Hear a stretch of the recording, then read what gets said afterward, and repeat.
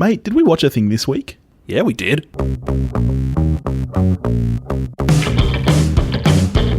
Hello, everybody, and welcome back to We Watched a Thing. You've got Billy, you've got Topher. We watched a movie. I think that pretty much wraps us up.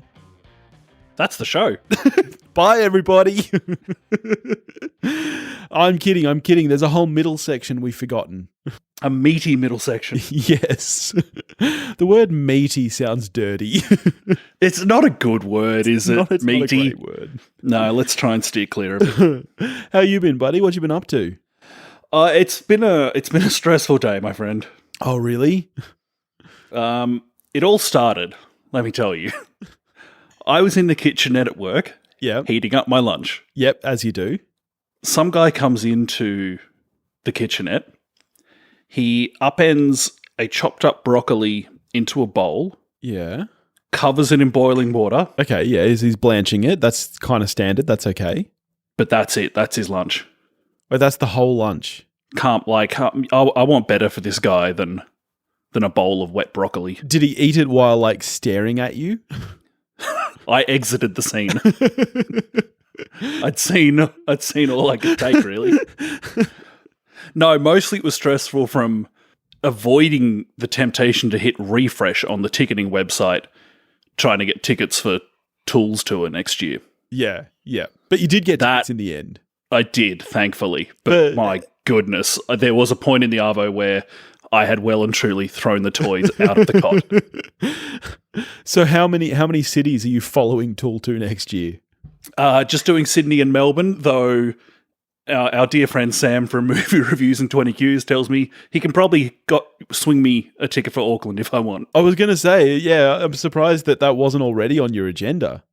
We'd been flirting with the idea, direct. like we'd been like in the last week, we'd been like joking about like, ha, you'll come to Melbourne, I'll go to Auckland, ha. But we were both also like, yeah, we should. Yeah, I'll come visit Sam. Well, I'll go see Stacey. yeah. Well, yeah.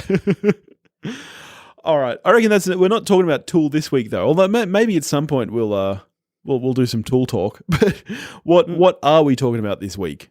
Everybody's dad's favourite movie of 2019, Ford versus Ferrari. Ford V Ferrari, also called Le Mans 66 in the UK and some other territories. That's right. Is that right? It is, yeah. I did not know that. Yep, Le Mans 66. Fun fact. Yeah.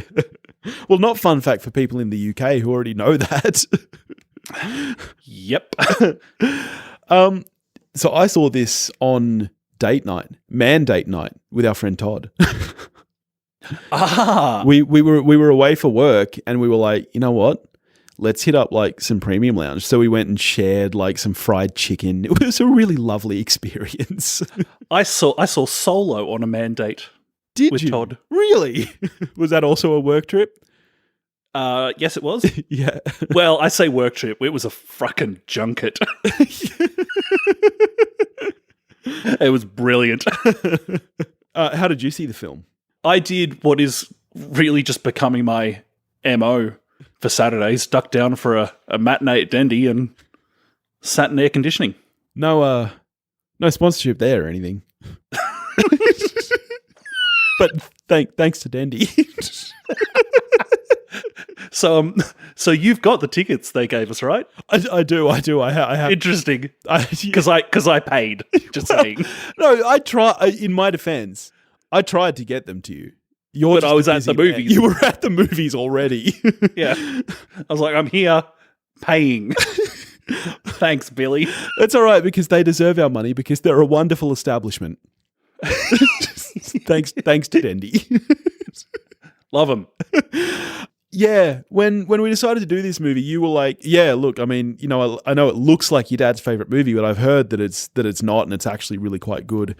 I've got to say, I think this is just your dad's favorite movie. But it's Dad's favorite movie. Yeah, let's get into it. It's a 2019 American sports drama film directed by James Mangold from, of course, Logan fame, written by Jez Butterworth and John Henry Butterworth. Gotta love a name like Butterworth. Stars Matt Damon, Christian Bale, Jon Bernthal, Caitriona Balfe, Tracy Letts, Josh Lucas, Noah Jupe, Remo Girone, and Ray McKinnon. Love a bit of Jon Bernthal. Happy that he doesn't play a terrible human in this film. I'm into likable Bernthal. I enjoyed it actually. Yeah, he was good. He did well as like that kind of smarmy executive that's not overly smarmy. Yeah, unlike Josh Lucas, who very much was. Yes, but so are you like me that the name Shelby just does something to you, not because you're a car enthusiast, but it just taps into some dormant secret love for Gone in 60 Seconds? I'm not like that. Okay, just me. Yeah, no, that's not me. That it doesn't tap into the ape part of my brain. No. When I first got a DVD player, which is a big, and this was back when having one was a big deal. Yeah, I'm that old. Yeah, and that would have been around Gone in 60 Seconds time. We're talking around the year 2000 or so. Yeah, when I bought it, it came with 5 free DVDs. Right. Did you get to choose the DVDs or were they pre-selected? I did not. They were pre-selected. Okay. Yeah, okay. Gone in 60 Seconds was one of them. Yep. And I was not unhappy about that. Oh, man. All right. So what is Ford v Ferrari about, Toph? Well, I'll tell you one thing it's not particularly about is Ford v Ferrari. Yeah. Yep. That's true. It's really not. What the film is really about, it's posing as a relationship film between a race car maker and a race car driver. What it is really about, of course, to exist as a metaphor for James Mangold's experiences trying to make movies in an increasingly IP-driven world. Replace race cars with films. Yeah. Replace Shelby with a director. Okay. Replace the directors of Ford company with like studio heads. And you've got the struggle to make what is an increasingly rare film, which is a decent, but like this film cost over $90 million. Yeah. It's a movie for grown-ups. Yeah. And it's not, even though it's based on a true story, it's not reliant on IP. Yeah. How many of these movies do we get a year? It's not many. No, you're right.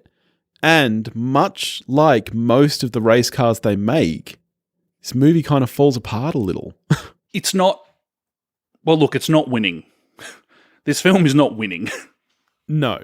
I think it's getting nominated. To me, this movie felt, like, don't get me wrong, I thought it was fine, but I think it's just fine. I think this movie is about on par with Green Book, which, who knows, that did win, so maybe this will. I think it's, and like this sounds really condescending. I don't mean it so. It's an completely, really, really competent bit of movie making. Yeah, that I'll agree with. There, like, I would be totally happy for this to win, for example, film editing, any of the sound design awards. I think it's very competently made. I'll agree with you on that. Like, James Mangold is out to tell a story, and he succeeds in doing that. Well, does it reach any great heights for me?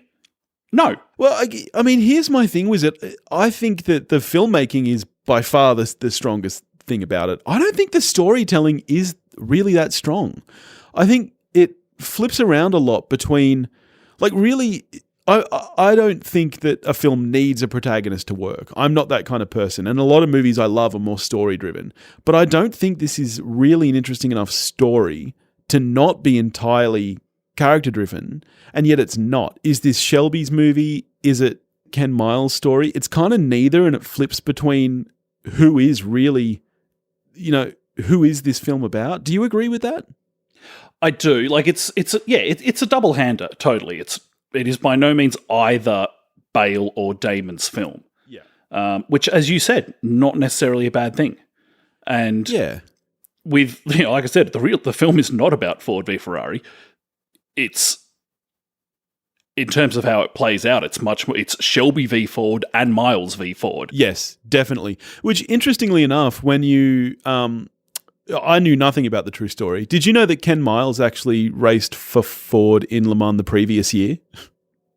In real life? I did not know that. In real life, yeah. Which kind of, like, doesn't that kind of take the entire weight out of the story when you hear that it wasn't this big battle between him and Ford?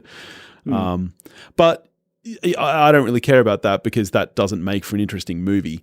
But I feel like Carroll Shelby is the interesting character here, and I actually would have liked if we had remained with him as the protagonist, I think. So I really like what Mangold does with Damon in this film, because Matt Damon is doing some mad movie star shit in this movie, which he doesn't often do, really. Damon's, I think it's to his great credit that Damon often takes the understated path with characters. Yeah. In this, he's being a movie star, and he is shot like a movie star. Yeah. Yeah. And I'd be interested to know whether this is true or if it was just kind of my hunch after having seen it. Do you reckon that for the most part, Damon and Bale are shot at different focal lengths? Yes, I do. I feel like Bale is much wider. Yes, the camera's closer to Bale, whereas we sit back and look at Matt Damon looking amazing. Yeah, I definitely agree with that. And it works. Yeah, it really does. It really does. And I do think they're two very strong performances for what they are. I don't think which is, I guess, why it reminded me of Green Book. I don't think they're very strong performances in what they're doing. They don't really have a lot to do, I personally don't think. Matt Damon has a little bit of emotion to work with towards the end of the film, but really, I just don't think there's that much there in the script for them. I'm a fan of Josh Lucas being just brilliantly unlikable. Yeah. He did this very well. Yeah, you think back to A Beautiful Mind, he was brilliantly unlikable, and he is again in this film as smarmy executive. Yeah. I was thinking, do you reckon, because sometimes, maybe this is age/alcohol consumption taking effect, sometimes I see Josh Lucas, Thomas Jane, and Aaron Eckhart, and it takes me a minute. Well, that's interesting, because for the first half of this movie, I thought it was Armie Hammer. Wow, you've added some years onto Army. Well, that's what I was thinking. I was like, well, Army tough day for Army. Well, either that or Josh Lucas just looks incredible for his age. Yeah. I wouldn't be surprised if Christian Bale went up to Lucas at the beginning of shooting and started reminiscing about The Dark Knight. And Josh Lucas was just like, I'll just be polite.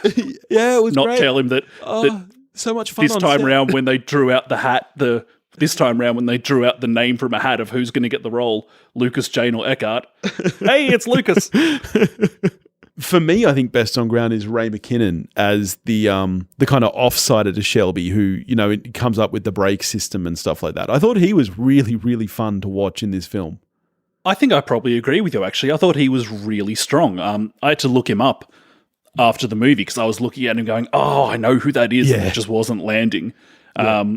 And even then, when I was going through his IMDb, what I think it is that I know and liked him from is one of the mission control guys in Apollo 13. Right. I thought he was excellent. Yeah, I think as a supporting actor, he really held his own with the rest of the talent you've got on screen. He's got some of the best scenes, I think, in the film. The film where Noah Jupe, Christian Bale's son, is talking to him after the first accident.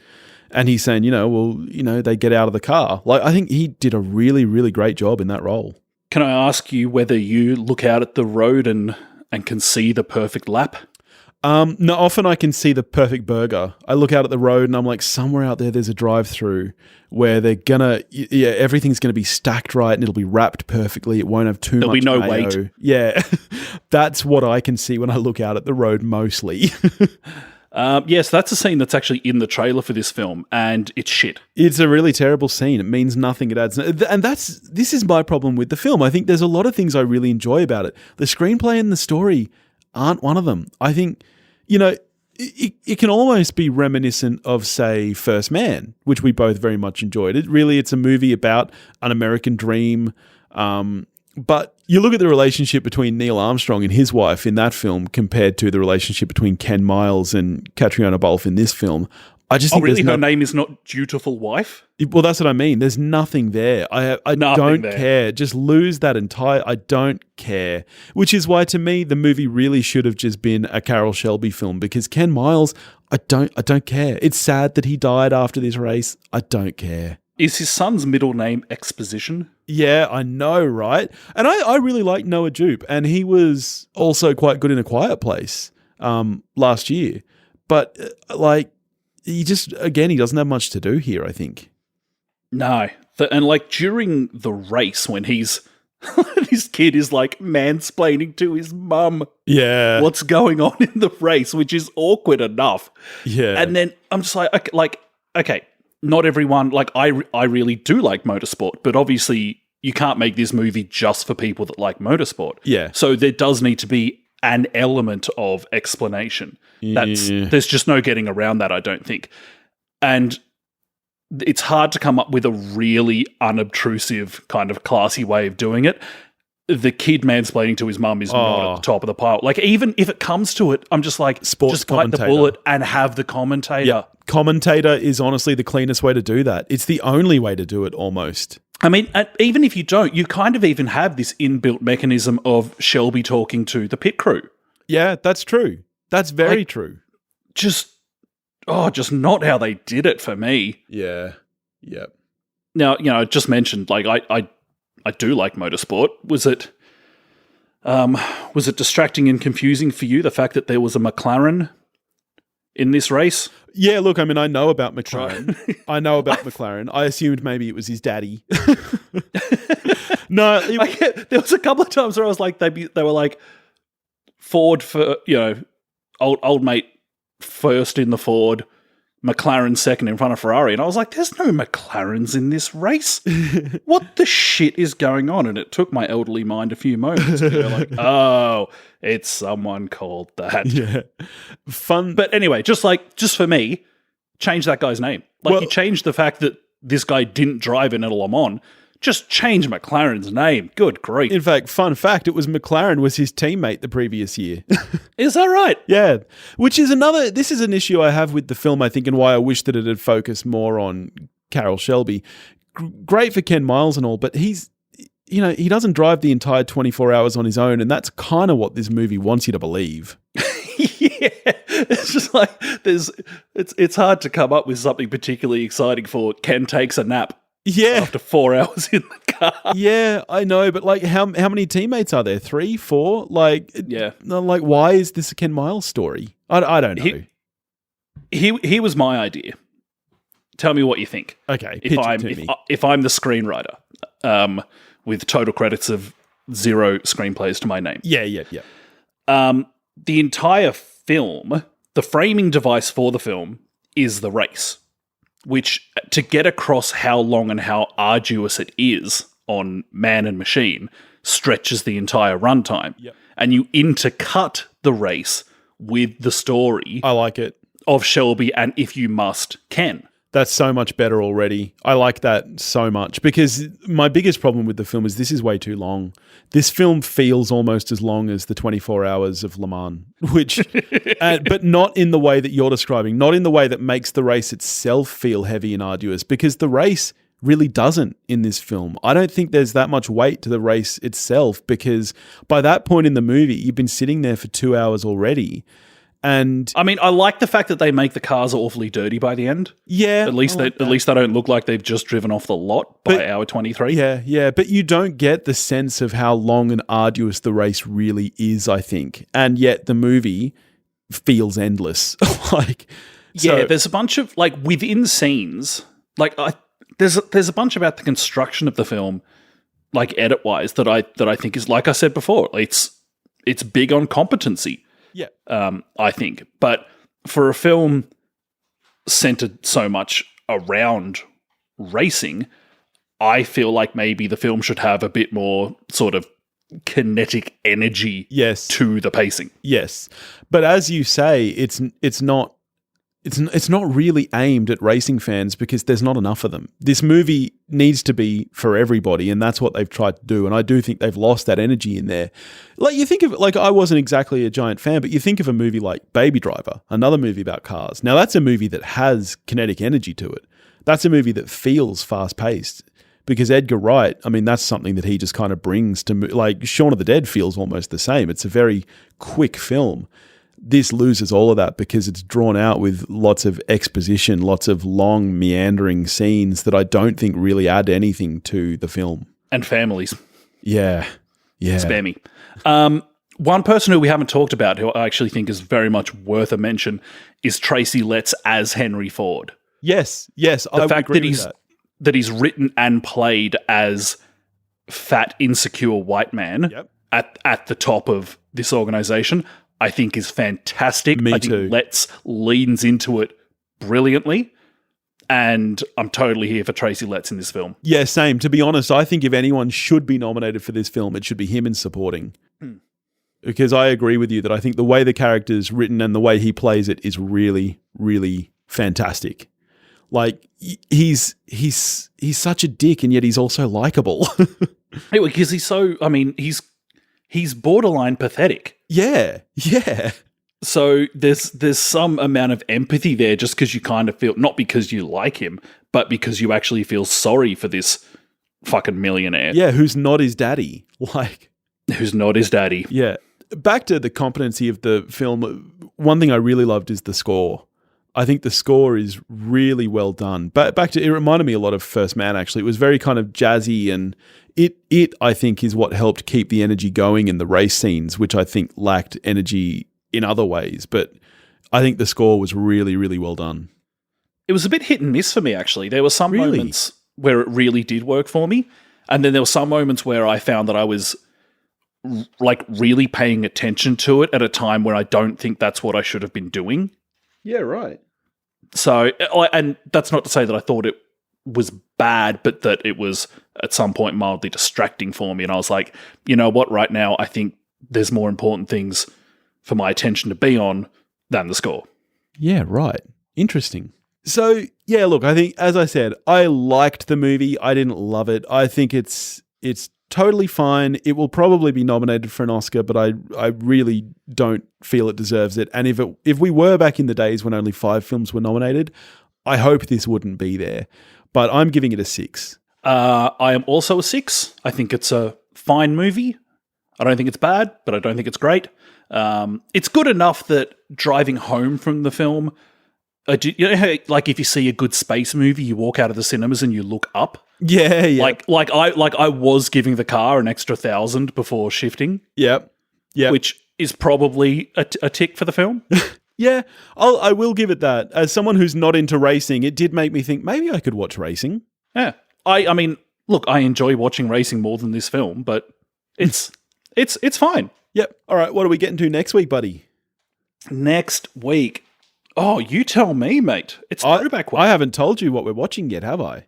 No. It is throwback in week. Suspense. I sent you a list of about, what do you reckon, 25 movies? And I was like, it was a solid list. These are movies I really love and treasure. You start by telling me what you haven't seen. And I was surprised at how many you hadn't. I reckon it was like half. Yeah, maybe half. Maybe a bit less than half that you'd seen. But yeah, well, there's a lot of stuff you like that I avoid. So well, this is the thing. I then said, it was ranked in critic rating order. Mm-hmm. And I said to you, is there anything there that stands out to you that, and you were like, well, it doesn't matter because I'm going to shit on it anyway. So because of that, I've picked the one with the most critical acclaim. We are going with Kurosawa's Seven Samurai. Undoubtedly an absolute turd. Oh, yeah. Buckle yourself in because it's like the Japanese Godfather. It's 3 hours long. I was going to say it's over 3 hours, isn't it? Yeah, it's very long. It's probably closer to 4 or possibly even 5. It's been it's days. It's days long. It's almost as long as the 24 hours of Le Mans. But I'm really excited to watch that again. You know that I love Japanese cinema. Half the films on my list were anime. And genuinely, like half your throwbacks have been. Well, yeah, and they've been the ones Japanese, been the ones you've enjoyed the most. So, because Seven Samurai was on my to-watch list on Netflix, and then it vanished from Netflix.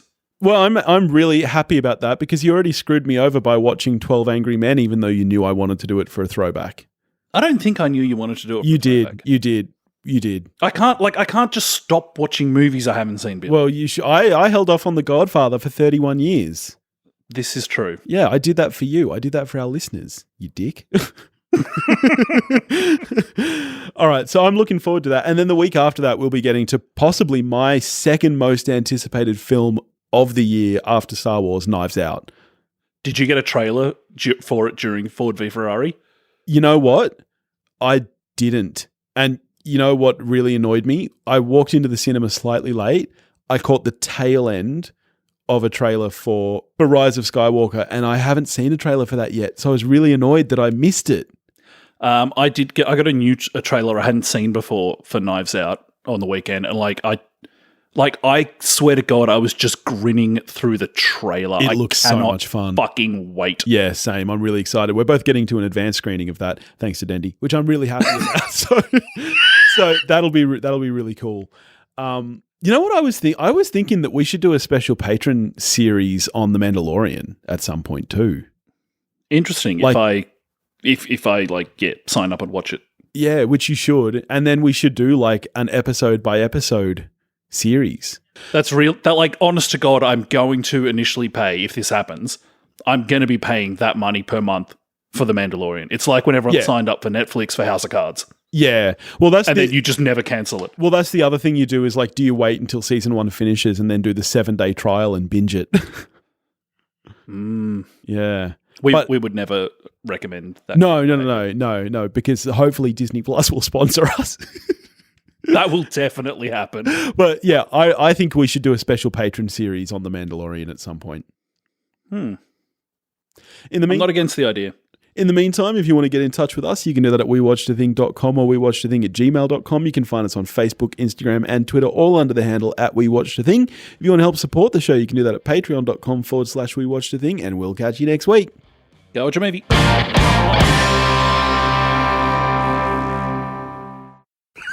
Fuck's sake. Can't leave that in, Billy.